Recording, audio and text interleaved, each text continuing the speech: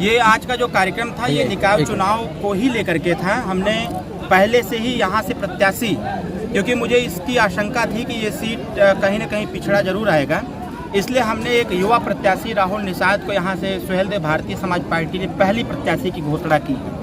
और हम लोगों ने इस बार प्लान किया है कि सुहेलदेव भारतीय समाज पार्टी पूरे उत्तर प्रदेश में अकेले चुनाव लड़ने का संकल्प लिया है, उसकी तैयारी भी भरपूर तरीके से कर रही है। ये राहुल गांधी जो है एक यात्रा लेकर निकले थे, अब उनकी यात्रा किसी और निकल पड़ी है, इसको आप कैसे देखते हैं? देखिए, राहुल गांधी बड़े नेता हैं। राहुल गांधी जी का ध्यान सिर्फ यात्रा पर है। राहुल गांधी जी का ध्यान उत्तर प्रदेश और देश में जो बेरोजगारी चरम सीमा पर चढ़ी हुई है, बढ़ी हुई है, इस पर उनका ध्यान नहीं है। जिस प्रकार से महिलाओं के साथ अन्याय अत्याचार हो रहा है, आए दिन हत्याएं हो रही हैं, लूट हो रही हैं, इस पे ध्यान उनका नहीं है। उत्तर प्रदेश में जो सरकारी नौकरियों में धांधली हो रही है, इस पे उनका ध्यान नहीं है।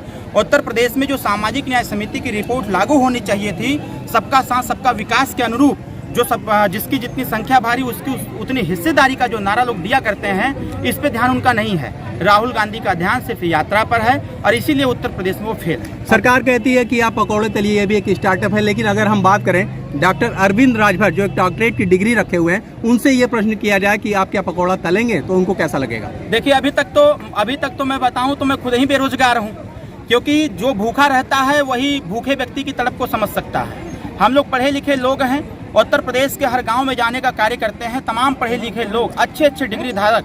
हम तो भी कम डिग्री लिए हैं, कुछ लोग बहुत बड़ी डिग्री लेकर के मनरेगा में काम करने को मजबूर हैं। और सरकार हमारी जो कहती है कि ऐसे पढ़े लिखे लोग पकौड़ा तले, तो मुझे पूरा विश्वास है, पूरी उम्मीद है कि देश की आज़ादी में भी जब बड़े बुजुर्गों ने अंगड़ाई लिया था तो कागज कलम का इस्तेमाल किए थे, लेकिन जब देश में 1885 के बाद 1905 के बाद जब युवाओं ने अंगड़ाई लिया तो देश से अंग्रेजों को भागना पड़ा था। तो जो लोग पकौड़ा तलने की बात कर रहे हैं, कहीं देश के 64% युवा ऐसा संकल्प ले लिए तो कहीं न कहीं ऐसी स्थिति हो जाएगी कि पकौड़ा तलाने वाले लोग खुद ही पकौड़ा तलते हुए नजर आएंगे। भारतीय जनता पार्टी अपने विधायकों को अलग से निधि दी, उस पर क्या कहेंगे? एकदम ये दोहरा कार्य कर रहे हैं लोग, और इस पे तो हम लोग डटे हुए हैं कि भाई इस प्रकार से सपा के लोगों की हैसियत है नहीं बोलने की।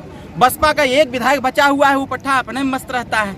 तो समाजवादी पार्टी के पास जो विधायक है, उन जानते हैं कि जैसे ही हम भाजपा के खिलाफ बोलेंगे, खटखटा के बुलडोजर बाबा पहुंच जाएंगे हमारे दुआरे, मुकदमा लिख दिए जाएंगे, घर से ढा देवल जाइए। से अखिलेश जी चुप हुए हैं और उनके विधायक भी चुप हैं, लेकिन भैया हम लोग चुप नहीं रहते हैं, हम अपना हिस्सा मांगेंगे।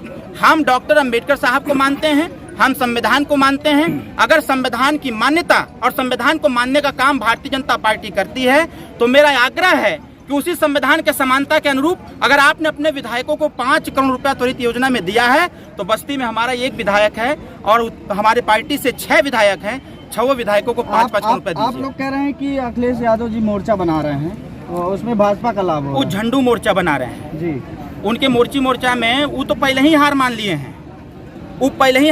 हैं, ये सत्य है, कटु सत्य है कि अखिलेश यादव जी भारतीय जनता पार्टी की सरकार बनाने के लिए काम कर रहे हैं, जिसका प्रत्यक्ष गवाह मैं हूं। चुनाव के पहले 2022 का चुनाव बीतने के बाद जब अखिलेश यादव जी से हमारी मीटिंग हुई, हम उनको सांत्वना देने गए थे, कोई बात नहीं है, 2022 में सरकार नहीं बन पाई, लेकिन 2024 में हम लोग मिल करके काम किया जाए।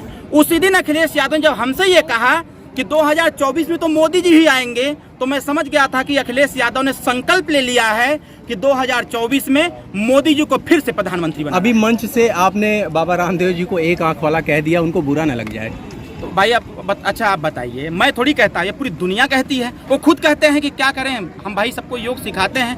तो आप ये भी कह रहे थे कि बाबा रामदेव जी पेट घुमाते घुमाते दुनिया को घुमा दिए। एकदम घुमा दिए, अपना 2224 करोड़ रुपया माफ करा लिए, और उतने दिन हो गए अभी तक गरीबों के बिजली बिल के लिए माफी के लिए कभी उन्होंने बात नहीं की। यादव जाति को छोड़ के बाकी जातियों को अखिलेश यादव फुटबॉल समझ के खेल रहे हैं, ये भी कह रहे हैं आप? एकदम सत्य कह रहा हूँ।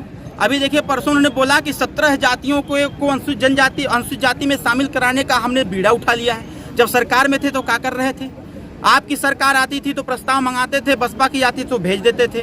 तो अखिलेश यादव जी अभी नॉन पॉलिटिकल व्यक्ति की तरह कार्य कर रहे हैं। उनको तो सीखना चाहिए माननीय ओम प्रकाश राजभर जी से, उनको तो सीखना चाहिए हमारे जिलाध्यक्ष अमन राजभर जी से, उनको तो सीखना चाहिए हमारे बस्ती जनपद के राष्ट्रीय सचिव विनोद राजभर जी से, उनको सीखना चाहिए जो उनकी ही पार्टी के नेता रहे, कद्दावर नेता रहे रामजी चौधरी जी से, उनको सीखना चाहिए दूधराम जी से, और उनको सीखना चाहिए सुहेलदेव भारतीय समाज पार्टी के बूथ के कार्यकर्ताओं से कि राजनीति कैसे होती है। 2024 के चुनाव को इस निकाय चुनाव का क्या ट्रेलर समझा जाए?